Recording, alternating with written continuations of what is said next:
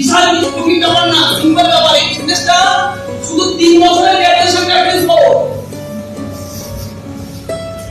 12 বছর জীবনে 30% টাইম বলে দিয়ে দিতে 12 বছর হয়। আমি বলছি 12 বছর দেওয়া উচিত। পৃথিবীর কোনো ফিল্ডে ভাই 12 বছরের আগে কিছু হয় না। সার্চ করে দেখে নাও, যদি তোমার মনে হয় 12 বছরের আগে কেউ অ্যাক্টর হয়ে গেছে, তাহলে আমি মেনে নেব। যদি তুমি মনে হয় যে 2-3 বছরে কেউ ক্রিকেটার হয়ে গেছে, আমি মেনে নেব। 12 বছর 15 বছরের আগে তাহলে কিচ্ছু হয় না পৃথিবীতে, কোনো জায়গায় অ্যাটলিস্ট হতে পারবো না। তাহলে স্মার্ট ম্যানেজমেন্ট কেন 1-2 বছরের কথা বলবো? স্মার্ট ম্যানেজমেন্ট বলা পসিবল যে বলছে 2 থেকে 3 বছর দাও, দেখো ম্যাজিক হয় কিনা। 2 থেকে 3 বছরের ট্রেনিংটা প্রস্তাব সাথে দাও। 2 থেকে 3 বছরে অ্যাটলিস্ট এই 2 থেকে 3 বছরে 3 বছরে 1000 দিন হয়।